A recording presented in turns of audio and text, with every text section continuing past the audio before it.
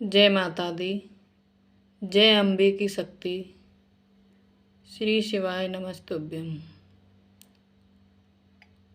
इस वीडियो को पूरा सुनें और देखें।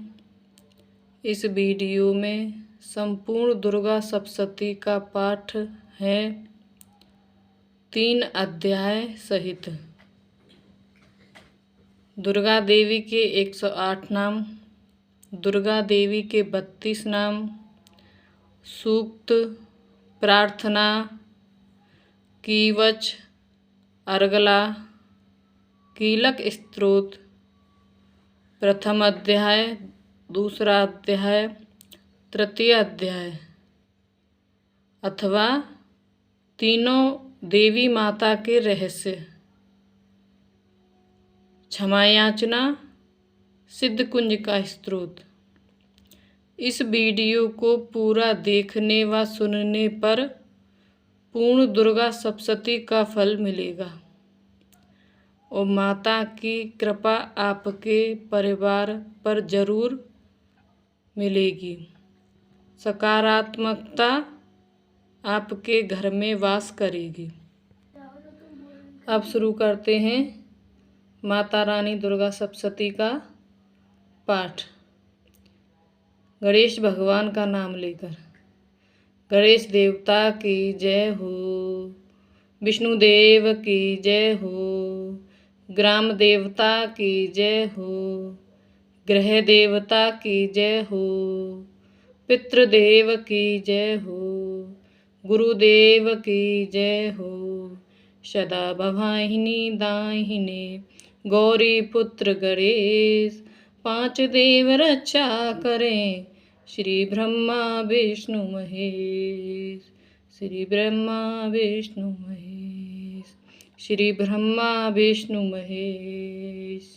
सर्वमंगल मांगल्ये शिवे सर्वार्थ साधके, शरणे त्र्यंबके गौरी नारायणी नमोस्तुते। दुर्गा देवी के 108 नाम।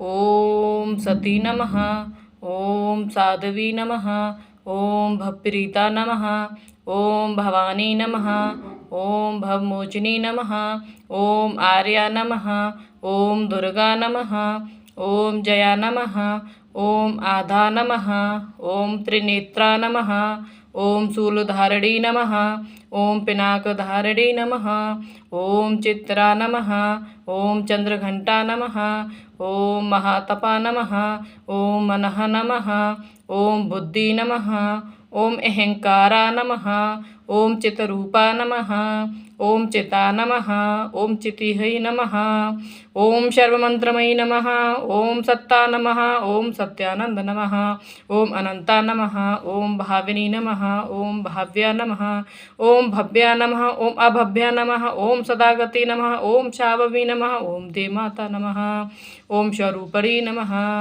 ओम चिंता नमः, ओम रणप्रिया नमः, ओम शरविद्या नमः, ओम दक्ष कन्या नमः, ओम दक्ष यज्ञ विनाशिनी नमः, ओम अपर्णा नमः, ओम अनेक वर्णा नमः, ओम पाटला नमः, ओम पाटलावती नमः, ओम पट्टांबर परिधाना नमः, ओम कलमंजीर रंजनी नमः, ओम अमे विक्रमा नमः, ओम क्रूरा नमः, ओम सुंदरी नमः, ओम सुरसुंदरी नमः, ओम वनदुर्गा नमः, ओम मातंगी नमः, ओम मतंग मुनि पूजिता नमः, ओम ब्राह्मी नमः, ओम महेश्वरी नमः, ओम ऐन्द्री नमः, ओम कौमारी नमः, ओम वैष्णवी नमः, ओम चामुंडा नमः, ओम वाराही नमः, ओम लक्ष्मी नमः, ओम पुरुषाकृति नमः, ओम विमला नमः, ओम उत्कीर्षिनी नमः, ओम ज्ञाना नमः, ओम क्रिया नमः, ओम नित्या नमः, ओम बुद्धिदा नमः, ओम बहुला नमः, ओम बहुल प्रेमी नमः, ओम सर्ववाहन वाहना नमः, ओम निशुम्भशुम्भमर्दनी नमः। ओम महिषासुरमर्दनी नमः। ओम मधुरकटवहन्तरी नमः। ओम चण्डमुण्डविनाशिनी नमः। ओम सर्वसुरविनाशा नमः। ओम सर्वदानवघातनी नमः। ओम सत्या नमः। ओम सर्वाशस्त्रधारिणी नमः। ओम अनेक शस्त्रहस्ता नमः। ओम अनेका शस्त्रधारिणी नमः। ओम कुमारी नमः। ओम एक कन्या नमः। ओम कैशोरी नमः। ओम युवती नमः। ओम यति नमः। ओम अप्रोड़ा नमः। ओम प्रोड़ा नमः। ओम व्रतमाता नमः। ओम बलप्रदा नमः। ओम महोदरी नमः। ओम मुक्तकेशी नमः। ओम घोररूपा नमः। ओम महाबला नमः। ओम अग्निज्वाला नमः। ओम रौद्रमुखी नमः। ओम कालरात्रि नमः। ओम तपस्विनी नमः। ओम नारायणी नमः। ओम भद्रकाली नमः। ओम विष्णुमाया नमः। ओम जलोधरी नमः। ओम शिवदूती नमः। ओम कराली नमः। ओम अनंता नमः। ओम परमेश्वरी नमः। ओम कात्यायनी नमः। ओम सावित्री नमः। ओम प्रत्यक्षा नमः। ओम ब्रह्मवादिनी नमः। ओम शस्त्रमयी नमः। इति दुर्गा देवी के 108 नाम समाप्तम। श्री दुर्गा जी के 32 नामों की माला। ओम दुर्गा नमः। ओम दुर्गतिसिमनी नमः। ओम दुर्गपद निवारिणी नमः। ओम दुर्गमच्छेदिनी नमः। ओम दुर्गसाधिनी नमः। ओम दुर्गनाशिनी नमः। ओम दुर्गोत्तोधारिणी नमः। ओम दुर्गनिहंतरी नमः। ओम दुर्गमापहा नमः। ओम दुर्गज्ञानादरा नमः। ओम दुर्गदैत्यलोकदवालना नमः। ओम दुर्गमा नमः। ओम दुर्गमालोका नमः। ओम दुर्गमात्मस्वरूपिणी नमः।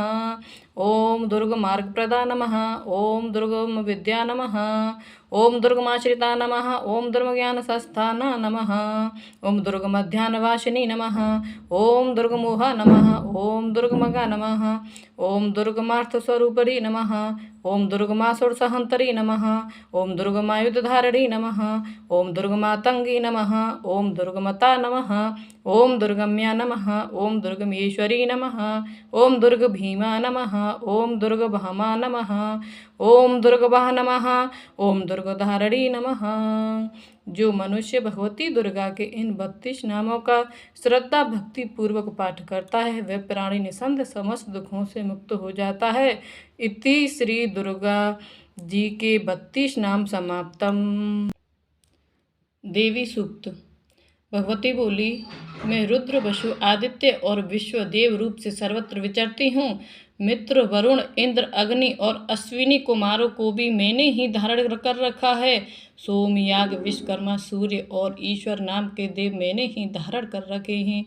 जो देवताओं के उद्देश्य से प्रचुर हवियुक्त तथा सोमयाग आदि का अनुष्ठान करते हैं उन यजमानों का फल मुझ में ही विद्यमान है। इस ब्रह्मांड की अधिष्ठात्री तथा पार्थिव अपार्थिव देने वाली मैं ही हूँ। ब्रह्मा साक्षात सामवेद ज्ञान रूपा मैं हूँ। यह ज्ञान ही सब उपासनाओं का मूल है। मैं ही अत्यंत जीवों में प्रविष्ट हूँ। देवता इस प्रकार अनेक भावों से मेरी उपासना करते हैं। जीव जो अन्नादि खाद्य द्रव्य भक्षण करता है, देखता है व प्राण धारण करता है तथा सुनता है, यह सब क्रिया मेरे द्वारा ही सिद्ध होती हैं। जो मुझको इस दृष्टि से नहीं देख सकते विनाश को प्राप्त होते हैं। हे सौम्य, तुमसे जो तत्व कहे हैं उन्हें श्रद्धा पूर्वक सुनो। मैं यह उपदेश स्वयं दे रही हूँ। देवता और मनुष्यों द्वारा यही सेवित है। मैं जिसे चाहती हूँ उसे उच्च पद प्रदान करती हूँ, ब्रह्मा बनाती हूँ तथा ऋषि और सर्वज्ञान संपन्न सुमेधा बनाती हूँ। रुद्र के लिए धनुष खींचती हूँ। इस प्रकार मैं सर्वत्र व्याप्त हूँ। मेरी आत्मा ने जगत पिता को उत्पन्न किया है। इसके ऊपरी भाग में आनंदमय कोश के अंदर विज्ञानमय कोश में मेरा कारण अवस्थित है। मैं समस्त भुवनों में प्रविष्ट होकर रहती हूँ। स्वर्ग लोक में मेरे शरीर से स्पष्ट है। मैं जल वायु की भांति प्रतीत होती हूँ। तभी ही यह सारी सृष्टि आरंभ होती है। इस स्वर्ग तथा मृत्यु लोक के परे मैं ही वर्तमान हूँ। यही तो मेरी महिमा है।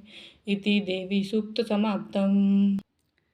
माता का ध्यान एवं प्रार्थना।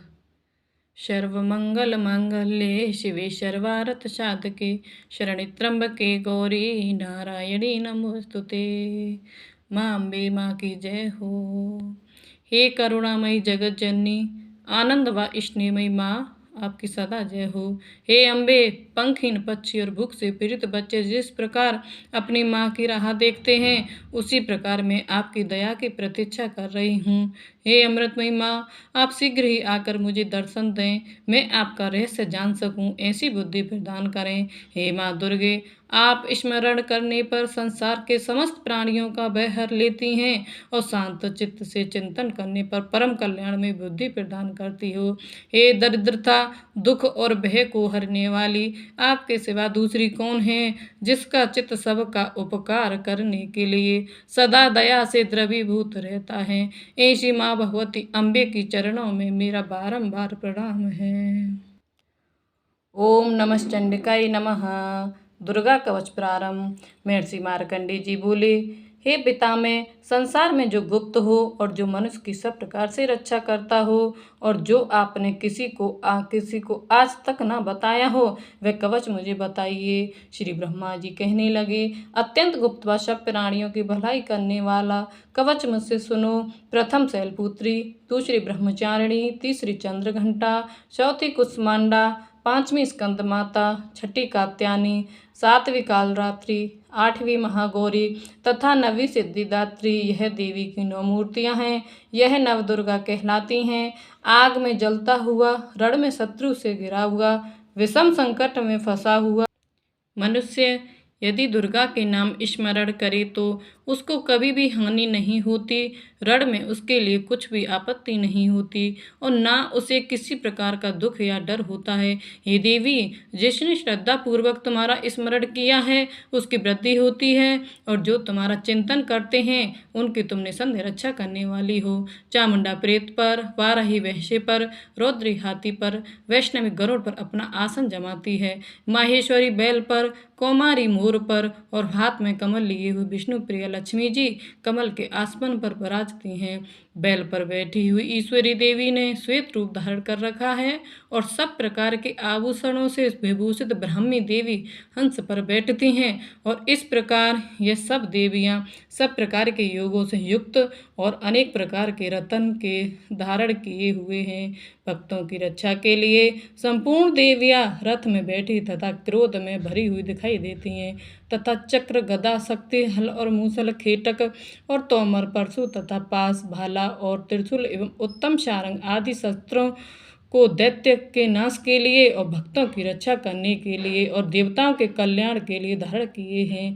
हे महारौद्रे, अत्यंत घोर पराक्रम वाली, महान बल और महान उत्साह वाली देवी, मैं तुमको नमस्कार करता हूँ। हे देवी, तुम्हारे दर्शन दुर्लभ हैं तथा आप शत्रुओं के भय को बढ़ाने वाली हैं। हे जगदम्बिके, मेरी रक्षा करो। पूर्व दिशा में ऐन्द्री मेरी रक्षा करें, अग्नि कोण में अग्नि शक्ति, दक्षिण में वाराही देवी, नैऋत्य कोण में खड्गधारिणी देवी मेरी रक्षा करें। वारुणी पश्चिम दिशा में, वायु कोण में मृगवाहिनी, उत्तर में कौमारी और ईशान कोण में शूलधारिणी देवी मेरी रक्षा करें। ब्राह्मणी ऊपर की ओर से मेरी रक्षा करें और वैष्णवी देवी नीचे की ओर से मेरी रक्षा करे और इसी प्रकार सब पर बैठी चामुंडा देवी दसों दिशाओं में मेरी रक्षा करे।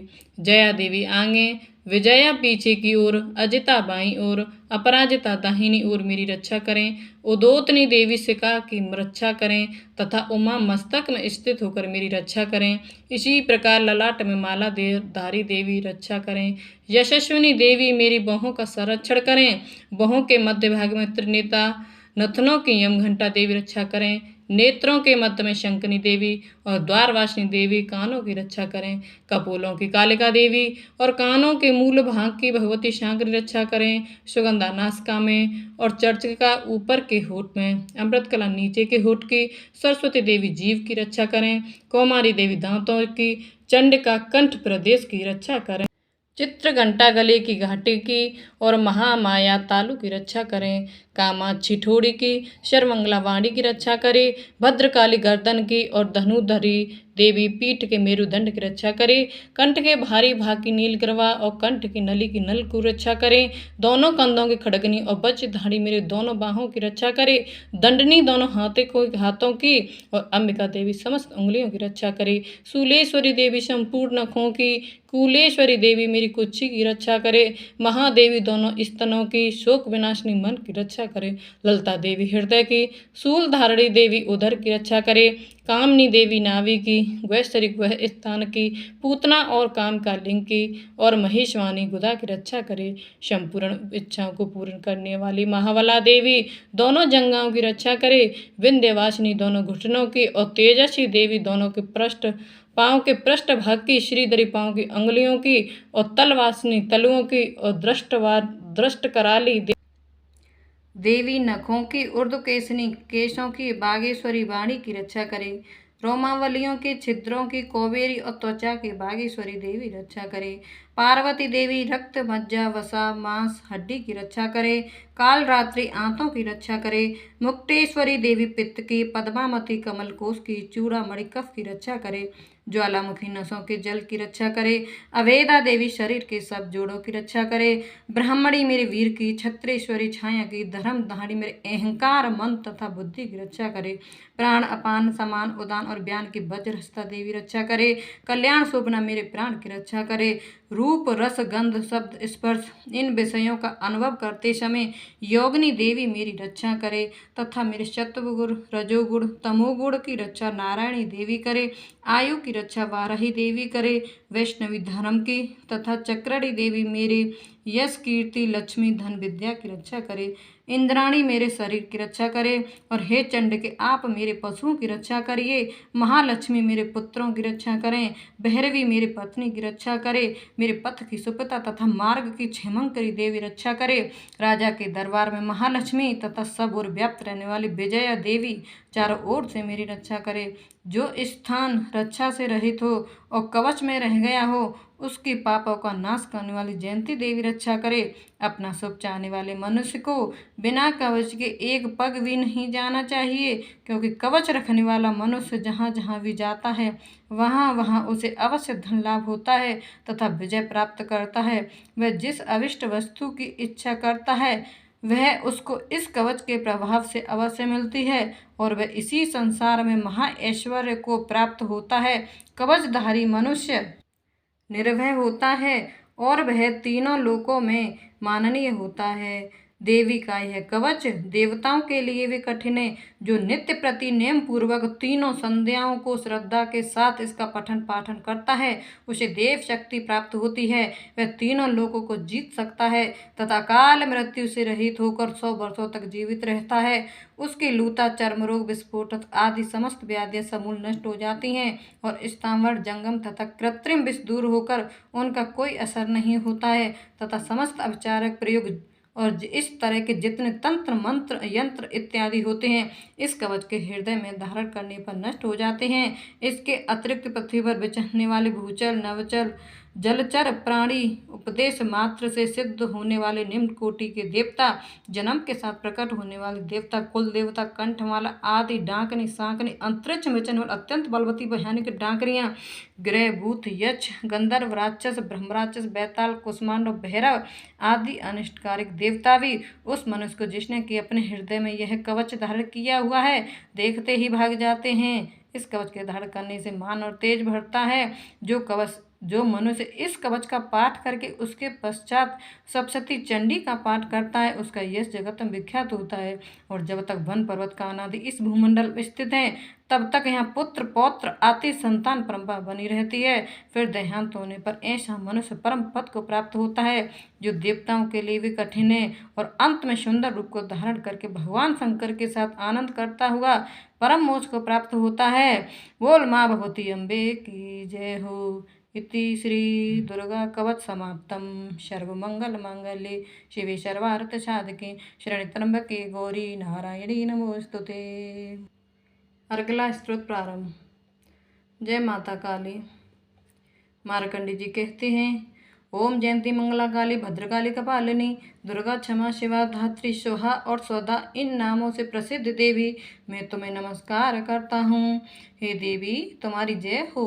प्राणियों के संपूर्ण दुख हरने वाली तथा सब में व्याप्त रहने वाली देवी तुम्हारी जय हो। कालरात्रि तुम्हें नमस्कार है।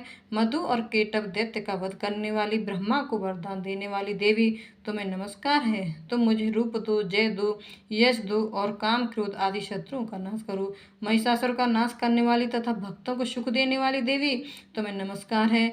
तुम मुझे सुंदर स्वरूप दो, विजय दो और मेरे शत्रुओं को नष्ट करो। महिषासुर का नाश करने वाली तथा भक्तों को सुख देने वाली देवी तुम्हें नमस्कार है। तुम मुझे सुंदर स्वरूप दो, विजय दो और शत्रु को नष्ट करो। हे रक्त बीज का वध करने वाली, हे चंडमुंड को नाश करने वाली, तुम मुझे रूप दो, जय दो, यश दो और काम, क्रोध आदि शत्रुओं का नाश करो। हे शुंभ निशुंभ और धूम्राक्ष राक्षस का मुद्रण करने वाली देवी मुझको स्वरूप दो, विजय दो, यश दो और मेरे शत्रुओं का नाश करो। हे पूजित युगल चरण वाली देवी, हे संपूर्ण सौभाग्य प्रदान करने वाली देवी, तुम मुझे रूप दो, जय दो, यश दो और काम, क्रोध आदि शत्रुओं का नाश करो। हे देवी तुम्हारे रूप और चरित्र अमित हैं। तुम सब शत्रुओं का नाश करने वाली हो। मुझे रूप, जय, यश दो और काम, क्रोध आदि शत्रुओं का नाश करो। पापों को दूर करने वाली चंडिके, इस संसार में जो भक्ति से तुम्हारा पूजन करते हैं उनको रूप तथा विजय और यश दो, उनके शत्रुओं का नाश करो। रोगों को नाश करने वाली चंडिके, जो भक्ति पूर्वक तुम्हारी पूजा करते हैं उन्हें रूप दो, जय दो, यश दो और उनके काम, क्रोध आदि शत्रुओं का नाश करो। हे चंडिके, इस संसार में जो भक्ति से तुम्हारी पूजा करते हैं उनको रूप, विजय और यश दो, उनके शत्रुओं का नाश करो। हे देवी मुझे सौभाग्य दो, आरोग्य दो, परम सुख दो, रूप दो, जय दो, यश दो और मेरे काम, क्रोध आदि शत्रुओं का नाश करो।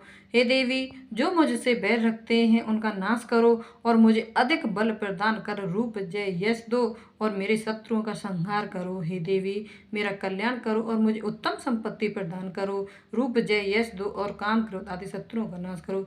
हे देवता तथा राक्षसों के मुकुट रत्नों से स्पर्श किए हुए चरणों वाली हे देवी, हे अम्बिके मुझे स्वरूप दो, विजय दो, यश दो, शत्रुओं का नाश करो। और हे देवी अपने भक्तों को विद्वान, कीर्तिवान और लक्ष्मीवान बनाओ और उन्हें रूप, जय, यश दो, उनके शत्रुओं का नाश करो। हे प्रचंड दैत्यों के अभिमान को नाश करने वाली चंडिके, मुझ शरणागत को रूप दो, जय दो, यश दो, मेरे काम, क्रोध आदि शत्रुओं को नाश करो। हे चार भुजाओं वाली हे ब्रह्मा द्वारा प्रसिद्ध परमेश्वरी, मुझे रूप दो, जय दो, यश दो, मेरे क्रोध आदि शत्रुओं को नष्ट करो। निरंतर भक्ति से भगवान विष्णु से सदा स्तुति की हुई हे अम्बिके, मुझे रूप, जय, यश दो और मेरे शत्रुओं को नष्ट करो। हिमाचल कन्या पार्वती के भगवान शंकर से स्तुति की हे परमेश्वरी, मुझे रूप, जय, यश दो, मेरे शत्रुओं का नाश करो। इंद्राणी के पति इंद्र द्वारा सद्भाव से पूजित होने वाली परमेश्वरी, तुम मुझे रूप दो, जय दो, यश दो और काम, क्रोध आदि शत्रुओं को नष्ट करो। प्रचंड भुजदंड से दैत्यों के घमंड को नष्ट करने वाली, मुझे रूप, जय दो, यश दो, मेरे शत्रुओं का नाश करो। हे देवी तुम अपने भक्तों को सदा सीम आनंद देती हो। मुझे रूप, जय, यश दो और मेरे काम, क्रोध आदि शत्रुओं को नष्ट करो। हे देवी मेरे इच्छा अनुसार चलने वाली सुंदर स्त्री मुझे प्रदान करो, जो कि संसार सागर से तारने वाली तथा उत्तम कुल में उत्पन्न हुई हो। जो मनुष्य पहले इस स्तुति का पाठ करता है फिर सप्तशती रूपी महास्तुति का पाठ करता है, वह सप्तशती की जप संख्या के समान श्रेष्ठ फल को प्राप्त होता है और उसके साथ ही उसे प्रचुर धन भी प्राप्त होता है। इति श्री मार्कंडे पुराणे अर्गला स्तोत्र समाप्तम। सर्वमंगल मांगल्ये शिवे सर्वार्थ साधके शरण्ये गौरी नारायणी नमोस्तुते। कीलक स्तोत्र प्रारंभ। महर्षि मार्कंडे जी बोले, निर्मल ज्ञान रूपी शरीर धारण करने वाले देवत्रयी रूप दिव्य 3 नेत्र वाले जो कल्याण प्राप्ति के हेतु हैं तथा अपने मस्तक पर अर्धचंद्र धारण करने वाले हैं, उन भगवान शंकर को नमस्कार है। जो मनुष्य इन कीलक मंत्रों को जानता है वही पुरुष कल्याण की प्राप्ति करता है। जो अन्य मंत्रों को जप कर केवल सप्तशती स्तोत्र से ही देवी की स्तुति करता है उसको इससे ही देवी की सिद्धि हो जाती है। उन्हें अपने कार्य की सिद्धि के लिए दूसरे की साधना करने की आवश्यकता नहीं है। बिना जप के ही उनके उच्चाटन आदि सब काम सिद्ध हो जाते हैं। लोगों के मन में शंका थी कि केवल सप्तशती की उपासना से अथवा सप्तशती को छोड़कर अन्य मंत्रों की उपासना से भी समान रूप से सब कार्य सिद्ध हो जाते हैं, तब इनमें कौन सा श्रेष्ठ साधन है। लोगों की इस शंका को ध्यान में रखकर भगवान शंकर ने अपने पास आए हुए जिज्ञासुओं को समझाया कि यह सप्तशती नामक संपूर्ण स्त्रोत ही कल्याण को देने वाला है। इसके पश्चात भगवान शंकर ने चंडिका के सप्तशती नामक स्त्रोत को गुप्त कर दिया। अतः मनुष्य इसको बड़े पुण्य से प्राप्त करता है।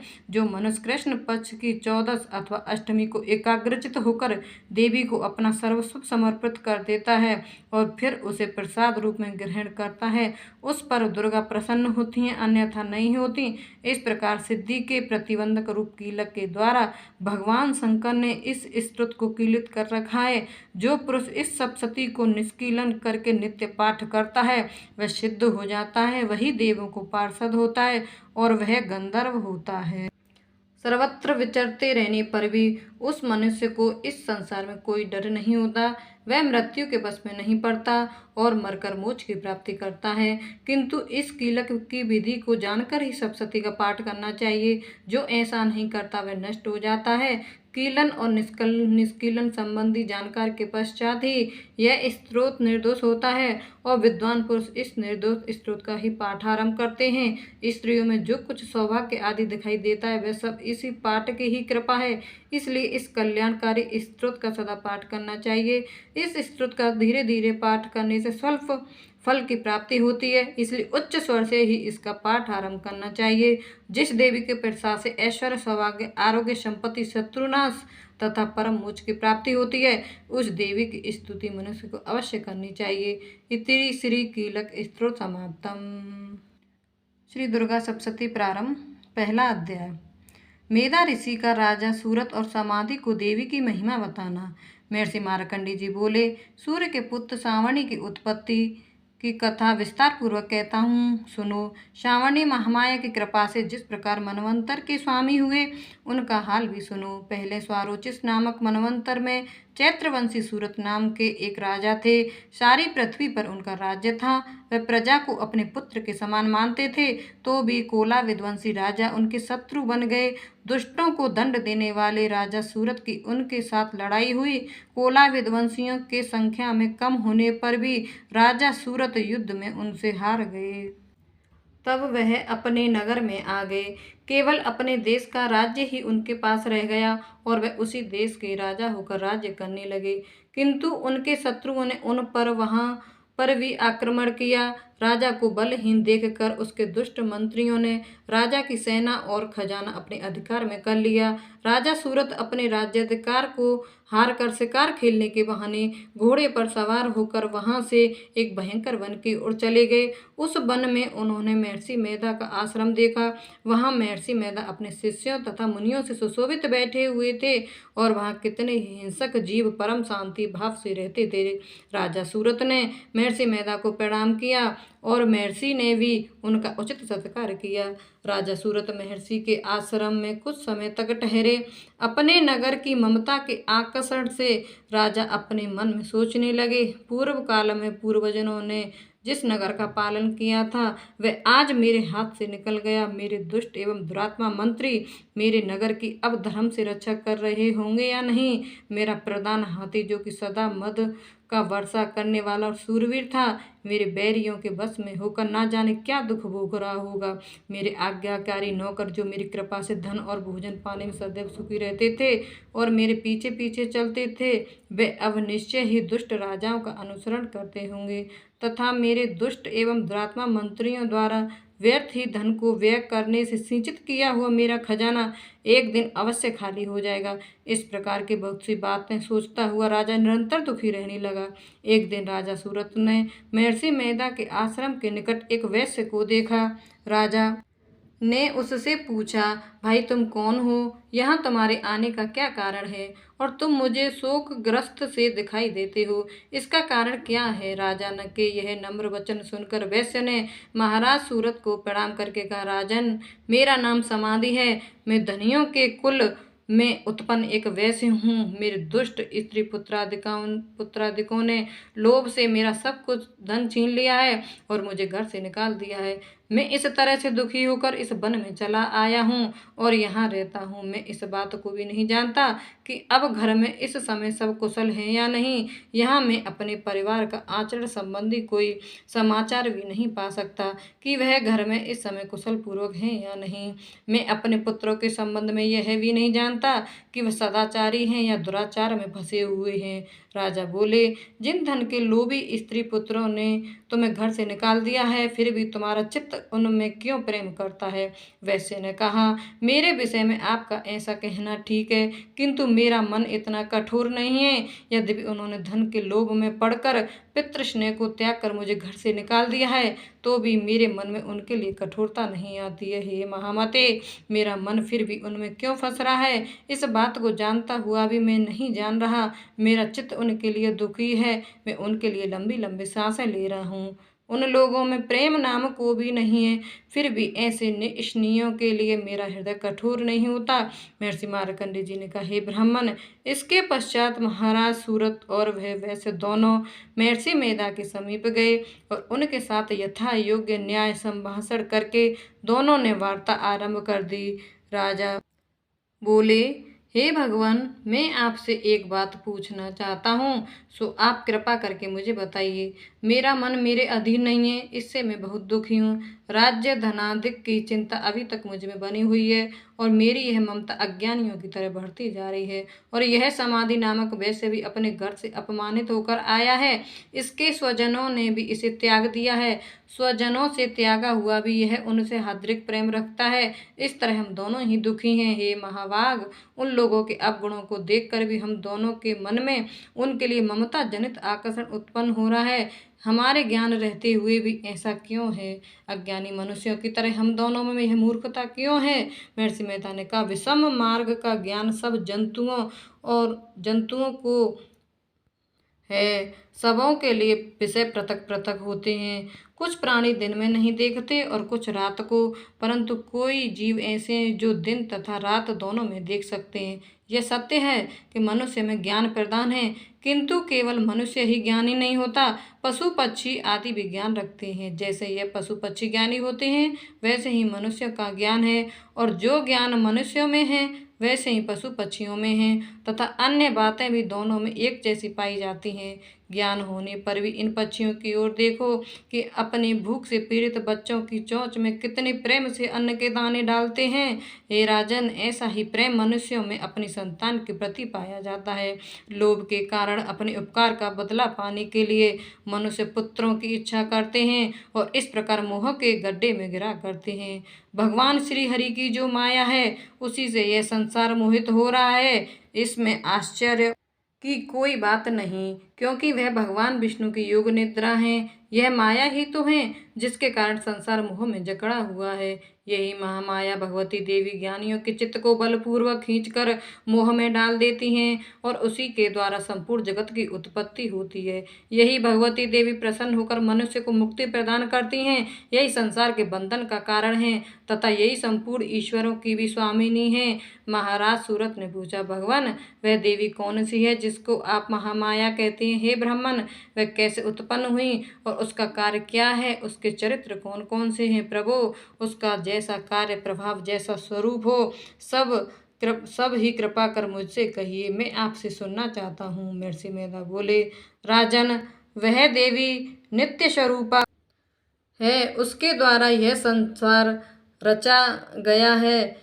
जब उसकी उत्पत्ति अनेक प्रकार से होती है, वह सब आप मुझसे सुनो। वह देवताओं का कार्य सिद्ध करने के लिए प्रकट होती है। उस समय वह उत्पन्न हुई कहलाती है। संसार को जल में करके जब भगवान विष्णु योग निद्रा का आश्रय लेकर शेष शैया पर सो रहे थे, तब मधुकेटभ नाम के दो असुर उनके कानों के मैल से प्रकट हुए और वह श्री ब्रह्मा जी को मारने के लिए तैयार हो गए। श्री ब्रह्मा जी ने जब उन दोनों को अपनी ओर आते देखा और यह भी देखा कि भगवान विष्णु योग निद्रा का आश्रय लेकर सो रहे हैं, तो वह उस समय श्री भगवान को जगाने के लिए उनके नेत्रों में निवास करने वाली योग निद्रा की स्तुति करने लगे। श्री ब्रह्मा जी ने कहा, हे देवी, तुम ही स्वाहा, तुम ही स्वधा और तुम ही वसटकार हो। स्वर भी तुम्हारा ही स्वरूप है। तुम ही जीवन देने वाली सुधा हो।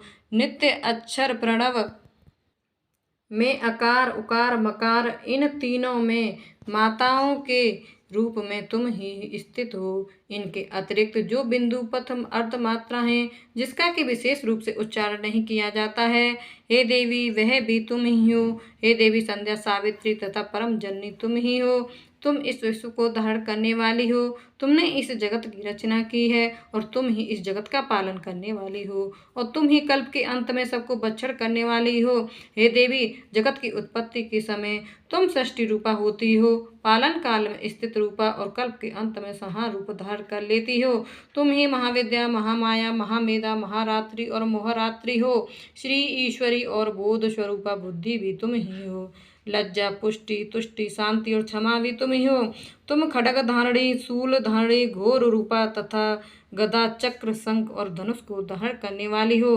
बाण भुशुंडी और परिघ यह भी तुम्हारे अस्त्र हैं। तुम सौम्य और सौम्यंतर हो। यही नहीं बल्कि जितनी भी सौम्य तथा सुंदर वस्तुएं इस संसार में हैं उन सब से बढ़कर सुंदर तुम हो। पर और अपर सबसे पर रहने वाली सुंदर तुम ही हो। हे सर्वस्वरूपे देवी जो भी सत असत पदार्थ हैं और उनमें जो शक्ति है वह तुम ही हो। ऐसी अवस्था में भला तुम्हारी स्तुति कौन कर सकता है। इस संसार की सृष्टि पालन और संहार करने वाले जो भगवान हैं उनको भी जब तुमने निंद्रा के वशीभूत कर दिया तो फिर तुम्हारी स्तुति कौन कर सकता है। मुझे भगवान विष्णु तथा भगवान शंकर को शरीर धारण कराने वाली तुम ही हो। तुम्हारी स्तुति करने की शक्ति किसमें है। हे देवी तुम तो अपने उदर प्रभावों के कारण ही प्रशंसनीय हो। मधु और केटव जो भयंकर असुर हैं इन्हें तो मुंह में डाल दो। श्री हरि भगवान विष्णु को भी जल्दी जगा दो और उनमें इनको मार डालने की बुद्धि भी उत्पन्न कर दो। महर्षि मेधा बोले, हे राजन जब श्री ब्रह्मा जी ने देवी से इस प्रकार स्तुति करके भगवान को जगाने तथा मधु और केटक को मारने के लिए कहा तो वह भगवान श्री विष्णु के नेत्र से मुख नासिका बाहु हृदय और वक्ष स्थल से निकलकर श्री ब्रह्मा जी के सामने खड़ी हो गई। उनका ऐसा करना था कि भगवान श्री हरि तुरंत जाग उठे और दोनों असुरों को देखा जो कि अत्यंत बलवान तथा पराक्रमी थे और मारे क्रोध के जिनके नेत्र लाल हो रहे थे और जो ब्रह्मा जी का वध करने के लिए तैयार थे। तब क्रुद्ध होकर उन दोनों दुरात्मा असुरों के साथ भगवान श्री हरि पूरे 5000 वर्ष तक लड़ते रहे। एक तो वह अत्यंत बलवान तथा पराक्रमी थे, दूसरे महामाया ने भी उन्हें मुंह में डाल रखा था। अतः वे श्री भगवान से कहने लगी, हम दोनों तुम्हारी वीरता से अत्यंत प्रसन्न हैं, तुम हमसे कोई वर मांगो। भगवान ने कहा, यदि तुम मुझ पर प्रसन्न हो तो अब तुम मेरे हाथों से मर जाओ, बस इतना सा ही वर मैं तुमसे मांगता हूँ, अब दूसरे वर का क्या प्रयोजन है। महर्षि मेधा बोले, इस तरह से जब वह धोखे में आ गए और अपने चारों ओर जल ही जल देखा तो भगवान श्री हरि से कहने लगे, जहाँ पर जल ना हो सूखी जमीन हो उसी जगह हमारा वध कीजिए। महर्षि मेधा कहते तथास्तु कहकर भगवान श्री हरि ने उन दोनों को अपनी जांघ पर लिटाकर उन दोनों के सिर काट डाले। इस तरह से यह देवी श्री ब्रह्मा जी की स्तुति करने से प्रकट हुई थी। अब तुम से उनके प्रभाव का वर्णन करता हूँ, सो सुनो। इति प्रथम अध्याय समाप्तम। दूसरा अध्याय प्रारंभ। देवताओं के तेज से देवी का प्रादुर्भाव और महिषासुर की सेना का वध। महर्षि मेधा बोले, प्राचीन काल में देवताओं और असुरों में पूरे 100 वर्ष तक घोर युद्ध हुआ था। उनमें असुरों का स्वामी महिषासुर था और देवराज इंद्र देवताओं के नायक थे। इस युद्ध में देवताओं की सेना परास्त हो गई थी और इस प्रकार संपूर्ण देवताओं को जीत महिषासुर इंद्र बन बैठा था। युद्ध के पश्चात हारे हुए देवता प्रजापति श्री ब्रह्मा को साथ लेकर उस स्थान पर पहुँचे जहाँ पर कि भगवान शंकर विराजमान थे। देवताओं ने अपनी हार का सारा वृत्तांत भगवान श्री विष्णु और शंकर जी से कह सुनाया। वह कहने लगे, हे प्रभु, महिषासुर सूर्य इंद्र अग्नि वायु चंद्रमा यम वरुण तथा अन्य देवताओं के सब अधिकार छीनकर सबका अधिष्ठाता स्वयं बन बैठा है। उसने समस्त देवताओं को स्वर्ग से निकाल दिया है। वे मनुष्यों की तरह पृथ्वी पर विचर रहे हैं। दैत्यों की सारी करतूत हमने आपको सुना दी हैं और आपकी शरण में इसलिए आए हैं कि आप उनके वध का कोई उपाय सोचें। देवताओं की बातें सुनकर भगवान श्री विष्णु और शंकर जी को दैत्यों पर बड़ा गुस्सा आया। उनकी भौहें तन गईं और आंखें लाल हो गईं। गुस्से में भरे हुए भगवान विष्णु के मुख से बड़ा भारी तेज निकला। उसी प्रकार का तेज भगवान शंकर, ब्रह्मा और इंद्र आदि दूसरे देवताओं के मुख से प्रकट हुआ। फिर वह सारा तेज एक तेज में मिल गया और तेज का वह पुंज ऐसे दिखता था कि जैसे कि ज्वाल्यमान पर्वत हो।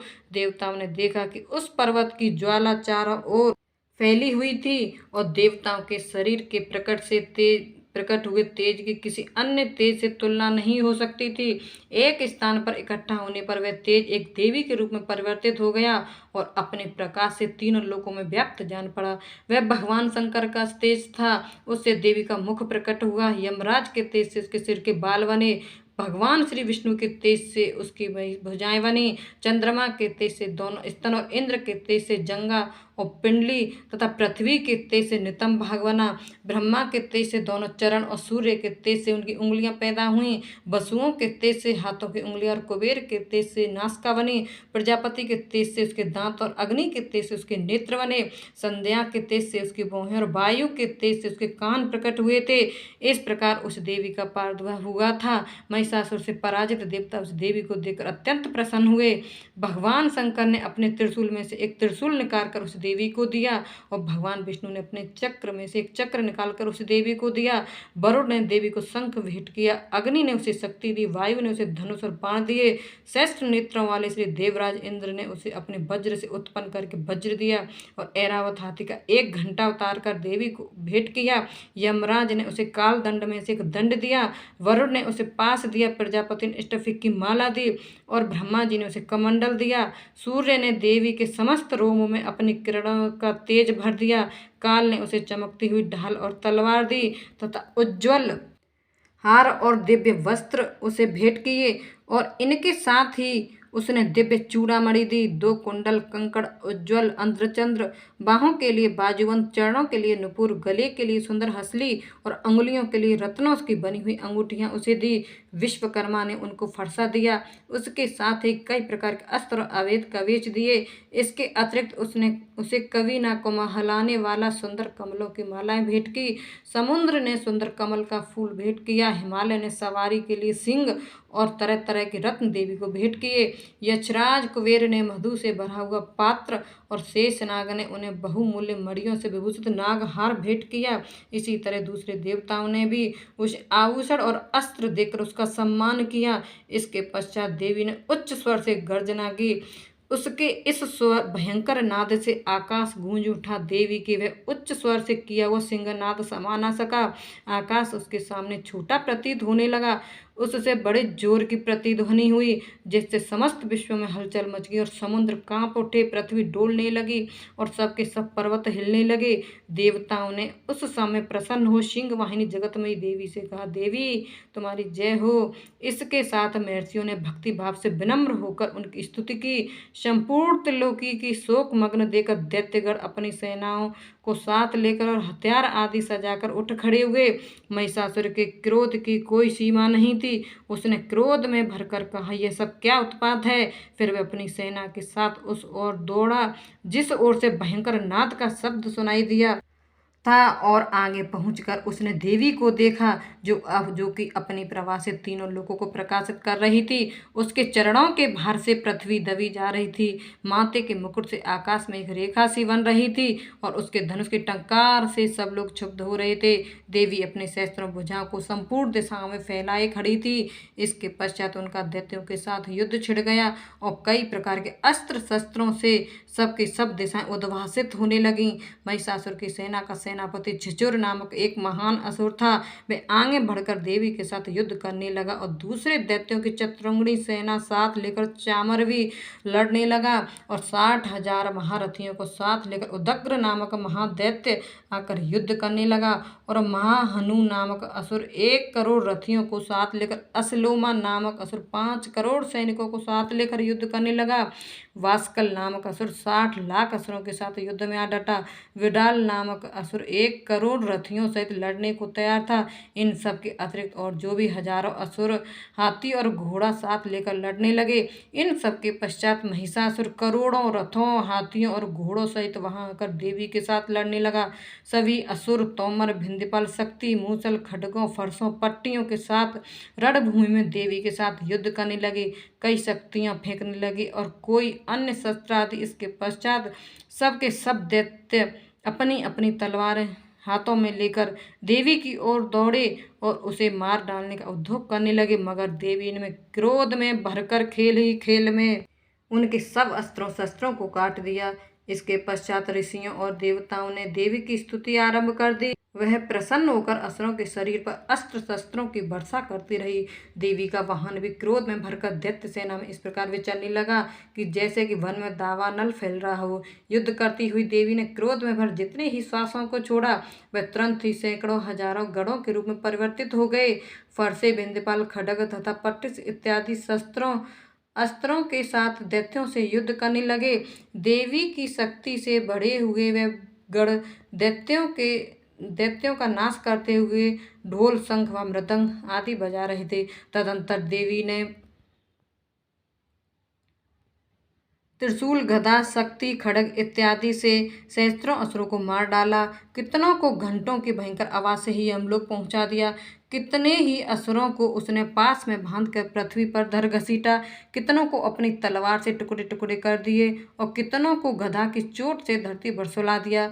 कई दैत्य मूसल की मार से घायल होकर रक्त बमन करने लगे और कई शूल से छाती फट जाने के कारण पृथ्वी पर लेट गए और कितनों की बाण वर्षा से कमर टूट गई। देवताओं को पीड़ा देने वाले दैत्य कट कट कर मरने लगे। कितनों की बाहें अलग हो गईं, कितनों की ग्रीवाएं कट गईं, कितनों के सिर कटकर दूर भूमि पर लुढ़क गए, कितनों के शरीर बीच में से कट गए, कितनों की जंघाएं कट गईं और वे पृथ्वी पर गिर पड़े। कितने ही सिरों व पैरों के कटने पर भूमि पर से उठ खड़े हुए और शस्त्र हाथ में लेकर देवी से लड़ने लगे। और कई दैत्यगण भूमि में बाजों की ध्वनि के साथ नाच रहे थे। कई असुर जिनके सिर कट चुके थे बिना सिर के धड़ से ही हाथ में शस्त्र लिए हुए लड़ रहे थे।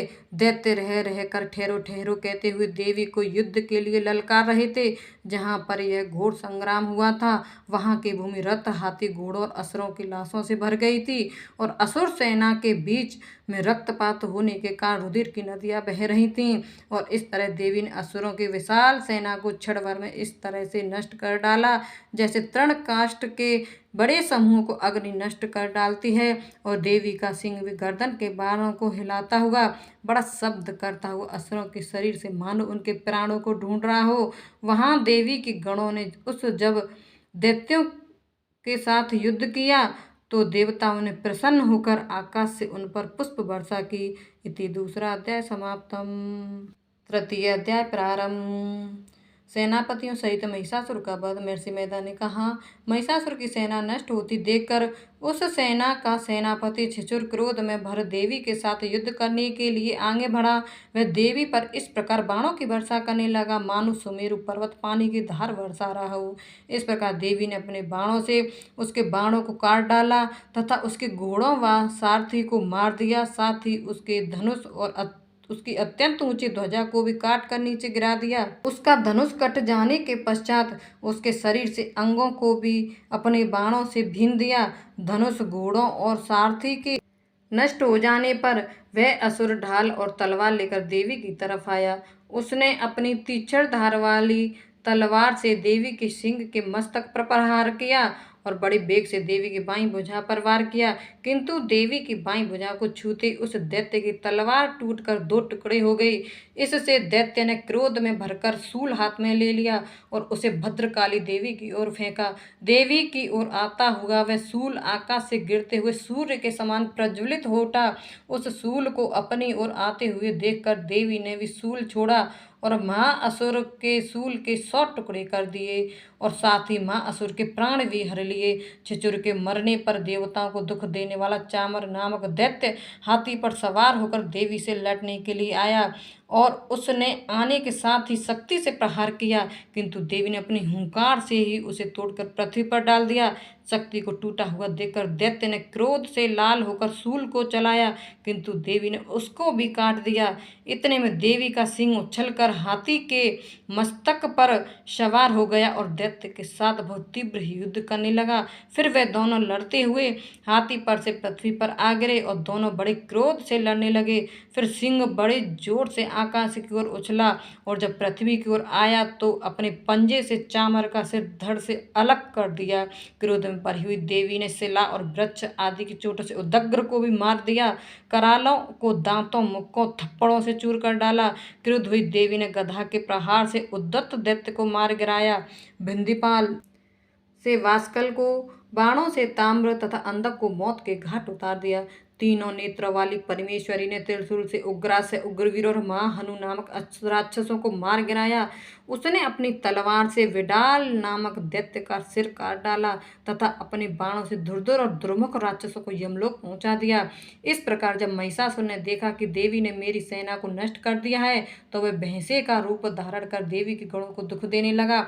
उन गणों में कितनों को उसने मुख के प्रहार से, कितनों को खुरों से, कितनों को पूंछ से, कितनों को सिंगों से, बहुतों को दौड़ने के वेग से, अनेकों को सिंहनाद से, कितनों को चक्कर देकर और कितनों को श्वास वायु से झोंकों से पृथ्वी पर गिरा दिया।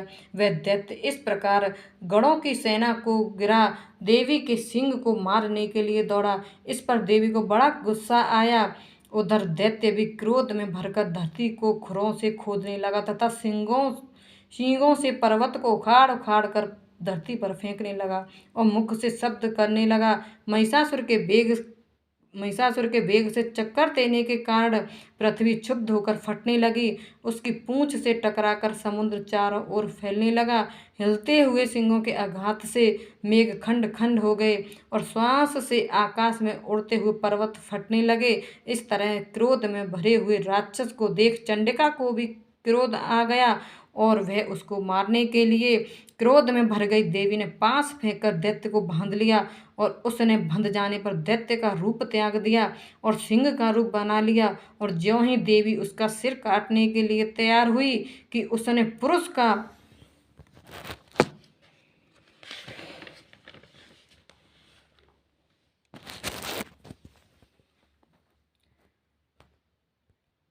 रूप बना लिया, जो कि हाथ में तलवार लिए हुए था।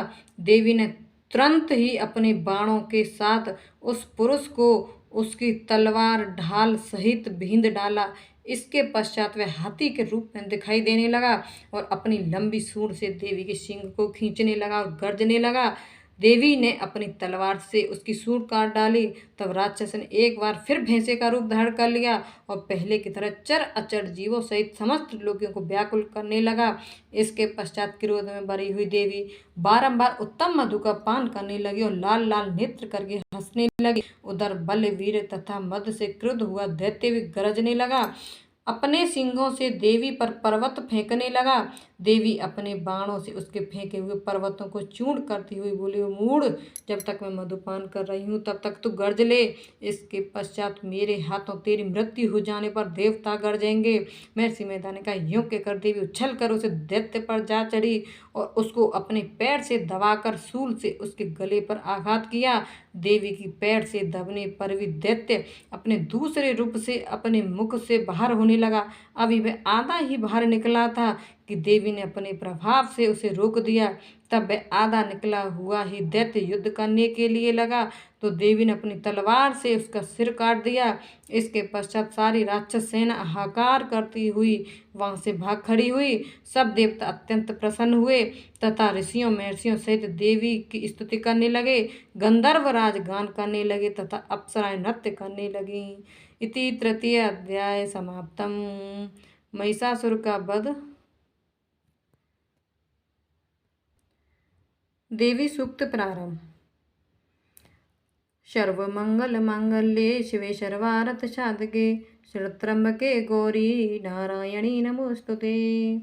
देवी और महादेवी को हमारा नमस्कार है। शिवा को सदैव नमस्कार है। प्रकृति और भद्रा देवी को नमस्कार है। नियम पूर्वक हम लोग जगत माता को नमस्कार करते हैं। रौद्रा रुद्र स्वरूपा नित्या गौरी धात्री ज्योत्सना इंद्र रूपड़ी व परमानंदमयी देवी को निरंतर नमस्कार है। कल्याण करने वाली वृद्धि और सिद्धि देने वाली भगवती को नमस्कार है। नेरति राजाओं की लक्ष्मी देवी को नमस्कार है।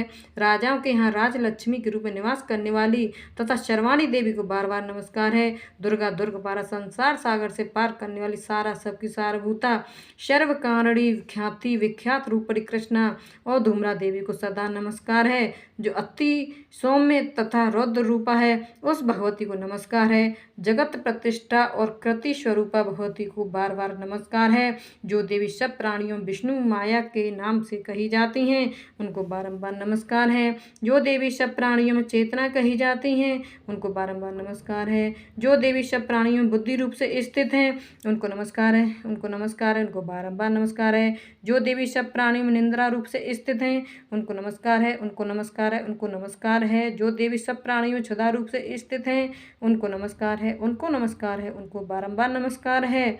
जो देवी सब प्राणियों में छाया रूप से स्थित हैं उनको नमस्कार है, उनको नमस्कार है, उनको बारंबार नमस्कार है। जो देवी सब प्राणी में शांति क्षमा रूप से स्थित हैं उनको नमस्कार है, उनको नमस्कार है, उनको बारंबार नमस्कार है। जो देवी सब प्राणी में तृष्णा रूप से स्थित हैं उनको नमस्कार है, उनको नमस्कार है, उनको बारंबार नमस्कार है। जो देवी सब प्राणी में शांति रूप से स्थित हैं उनको नमस्कार है, उनको नमस्कार है, उनको बारंबार नमस्कार है। जो देवी सब प्राणी में जाति रूप से स्थित हैं उनको नमस्कार है, उनको नमस्कार है, उनको बारंबार नमस्कार है। जो देवी सब प्राणी में लज्जा रूप से स्थित हैं उनको नमस्कार है, उनको नमस्कार है, उनको बारंबार नमस्कार है। जो देवी सब प्राणी में श्रद्धा रूप से स्थित हैं उनको नमस्कार है, उनको नमस्कार है, उनको नमस्कार है, उनको बारंबार नमस्कार है। जो देवी सब प्राणी में कांति रूप से स्थित हैं उनको नमस्कार है, नमस्कार है, बारंबार नमस्कार है। जो देवी सब प्राणी में लक्ष्मी रूप से स्थित हैं उनको नमस्कार है, उनको नमस्कार है, उनको बारंबार नमस्कार है। जो देवी सब प्राणी में वृद्धि रूप से स्थित हैं उनको नमस्कार है, उनको बारंबार नमस्कार है। जो देवी सब प्राणियों में स्मृति रूप से स्थित हैं उनको नमस्कार है, उनको नमस्कार है, उनको बारंबार नमस्कार है। जो देवी सब प्राणी में दया रूप से स्थित हैं उनको नमस्कार है, उनको नमस्कार है, उनको बारंबार नमस्कार है। जो देवी सब प्राणी तुष्टि रूप से स्थित हैं उनको नमस्कार है, उनको नमस्कार है, उनको बारंबार नमस्कार है। जो देवी सब प्राणियों माता रूप से स्थित हैं उनको नमस्कार है, उनको बारंबार नमस्कार है। जो देवी सब प्राणियों भ्रांति रूप से स्थित हैं उनको नमस्कार है, उनको नमस्कार है, उनको बारंबार नमस्कार है। जो देवी सब इंद्रियों के संसार भर के प्राणियों की अधिष्ठात्री हैं तथा सब प्राणी में निरंतर व्याप्त हैं उनको नमस्कार है, उनको नमस्कार है, उनको बारंबार नमस्कार है। जो देवी संपूर्ण संसार में चैतन्य रूप से व्याप्त होकर स्थित हैं उनको नमस्कार है, उनको नमस्कार है, उनको बारंबार नमस्कार है। पूर्व समय में अपने अविष्ट फल पाने के लिए सभी देवताओं ने जिसकी स्तुति की थी, देवेंद्र ने बहुत दिनों तक जिनकी सेवा की थी, वह सभी मंगलों की कारणभूता ईश्वरी हमारा कल्याण करें और मंगल करें तथा सभी आपत्तियों का नाश करें। प्रबल दैत्यों से कष्ट पाकर हम लोग जिनको प्रणाम करते हैं, जो भक्ति भाव से विनम्र पुरुषों द्वारा स्मरण करने पर तत्काल ही सभी आपत्तियों का विनाश कर देती हैं, वह कल्याणकारी भगवती हमारी आपत्तियों को दूर करें। इति देवी सूक्त समाप्तम। दुर्गा सप्तशती में माता के 3 रहस्य हैं। पहला रहस्य प्रधानिक रहस्यम। इस सप्तशती के तीनों रहस्यों में नारायण ऋषि, अनुष्टुप छंद और महाकाली, महालक्ष्मी एवं महासरस्वती देवता हैं। शास्त्र द्वारा प्रतिपादित उत्तम फल की प्राप्ति के लिए जप में इसका विनियोग होता है। राजा ने कहा, हे भगवान, आपने चंडिका देवी के अवतारों का वर्णन किया है, किंतु हे ब्राह्मण, अब उन अवतारों का मूलभूत मुख्य स्वरूप बतलाइए। हे द्विज, देवी के जिस स्वरूप की आराधना जिस विधि से मुझे करनी चाहिए, वह स्वरूप और आराधना करने की विधि मुझ विनीत से विधि पूर्वक कहिए। ऋषि ने कहा, यह रहस्य परम गुप्त है, अर्थात किसी से कहने योग्य नहीं है, परंतु हे राजन, तुम भक्त हो, इसीलिए ऐसा कोई विषय नहीं है जो मैं तुमसे ना कहूँ। सबकी आदि रूप सत रजतम 3 गुणों वाली परमेश्वरी महालक्ष्मी हैं। वह लक्ष्य और अलक्ष्य स्वरूपा हैं तथा संपूर्ण जगत में व्याप्त हैं। हे राजन, वे हाथों में मातुलिंग, गदा, खेट और पान पात्र तथा सिर पर नागलिंग और योनि धारण करती हैं। वे तपाई हुए स्वर्ण के समान कांति वाली, तपाए हुए सोनों के सुंदर आभूषण को धारण किए हुए देवी अपने तेज से संपूर्ण आकाश को परिपूर्ण करती हैं। उस परमेश्वरी ने संपूर्ण संसार को शून्य देखकर केवल तमोगुण से एक दूसरा श्रेष्ठ रूप धारण किया है। वह काजल के ढेर के समान कांति वाली, दाढ़ों से शोभायमान सुंदर सुख मुख वाली, विशाल नेत्रों से शोभित तथा पतली कमर वाली स्त्री रूप हैं। ढाल, तलवार, प्याली और कटे हुए मस्तक से सुशोभित 4 भुजाओं वाली और वक्ष स्थल पर कबंध धड़ तथा मस्तक पर मुंडों की माला धारण किए हुए उस तामसी स्त्री ने महालक्ष्मी से कहा, हे माता, तुम मेरा नाम रखो और मुझे काम बताओ, मैं तुमको नमस्कार करती हूँ। महालक्ष्मी ने उस तामसी स्त्री से कहा, मैं तुम्हें नाम और कर्म बताती हूँ। महामाया, महाकाली, महामारी, क्षुधा, तृषा, निंद्रा, तृष्णा, एक वीरा, कालरात्रि, धृत्य, ये तुम्हारे नाम कर्मों के अनुसार हैं। इन नामों से तुम्हारे कर्मों को जानकर जो मनुष्य स्तुति करता है वह सुख पाता है। हे राजन, महालक्ष्मी ने उससे यह कहकर अति शुद्ध सतोमुखी चंद्रमा के समान कांति वाला दूसरा स्वरूप धारण किया। वह उत्तम स्त्री अक्षमाला, अंकुश, बीड़ा और पुस्तक धारण किए हुई थी। महालक्ष्मी ने उसके भी ये नाम रख दिए, महाविद्या, महावाणी, भारती, वाक, सरस्वती, आर्या, ब्राह्मी, कामधेनु, वेद गर्भा और धीश्वरी। उसके बाद महालक्ष्मी ने महाकाली और महासरस्वती से कहा, तुम दोनों देवी अपने स्वरूप के अनुसार स्त्री पुरुष का जोड़ा उत्पन्न करो। महालक्ष्मी ने उन दोनों से यह कहकर हिरण्यगर्भ, निर्मल, ज्ञान संपन्न, सुंदर कमल पर बैठा हुआ स्त्री पुरुष का एक जोड़ा स्वयं उत्पन्न किया। उसके बाद माता महालक्ष्मी ने पुरुष को ब्राह्मण, विदे, विरुचि तथा धात इस प्रकार संबोधित किया। स्त्री को श्री पद्मा, कमलिया, कमला, लक्ष्मी इत्यादि नामों से पुकारा। महाकाली और महासरस्वती ने स्त्री पुरुष के जोड़े उत्पन्न किए। हे राजन, उनके विश्वरूप और नाम को कहता हूँ। महाकाली ने नीलकंठ, रक्तबाहु, श्वेतांग तथा चंद्रशेखर पुरुष और एक गौरी स्त्री को उत्पन्न किया। पुरुष के रुद्र, शंकर, स्थाणु, कर्पदी और त्रिलोचन तथा स्त्री के त्रैविद्या, कामधेनु, भाषा, अक्षर और स्वरा नाम रखे। हे राजन, सरस्वती ने गौरी स्त्री और कृष्ण पुरुष को उत्पन्न किया। उन दोनों के नाम को भी कहता हूँ। पुरुष के विष्णु, कृष्ण, ऋषिकेश, वासुदेव, जनार्दन तथा स्त्री के उमा, गौरी, सती, चंडी, सुंदरी, सुभगा और शिवा नाम रखा है। इस प्रकार वे तीनों स्त्रियां शीघ्र ही पुरुष तत्व को प्राप्त हो गईं। उनको दिव्य दृष्टि वाले ही पुरुष देखते हैं, ना कि दूसरे लोग। हे राजन, महालक्ष्मी ने त्रैविद्या रूपा सरस्वती को पत्नी के रूप में ब्रह्मा को समर्पित किया। वर देने वाली गौरी को भगवान शंकर एवं लक्ष्मी देवी को भगवान वासुदेव के लिए समर्पण किया। ब्रह्मा ने सरस्वती के साथ मिलकर ब्रह्मांड को उत्पन्न किया। वीर्यवान भगवान रुद्र ने गौरी के साथ मिलकर उसे भेदन किया। हे राजन, उस ब्रह्मांड से महतत्व आदि 23 तत्व एवं स्तमा, जंगम, रूप, महाभूतात्मक संपूर्ण जगत उत्पन्न हुए। भगवान विष्णु ने लक्ष्मी के साथ उस जगत का पालन किया और भगवान महादेव ने गौरी के साथ उसका संहार किया। हे महाराज, महालक्ष्मी सर्वसत्मय ईश्वरी हैं। वे निराकार होते हुए भी साकार हैं, अतः उनके अनेक नाम हैं। वे अपने नामों के सिवा अन्य किसी प्रत्यक्षादि प्रमाण से नहीं जानी जा सकती हैं। जय माता दी। दूसरा रहस्य, वैकृतिक रहस्य।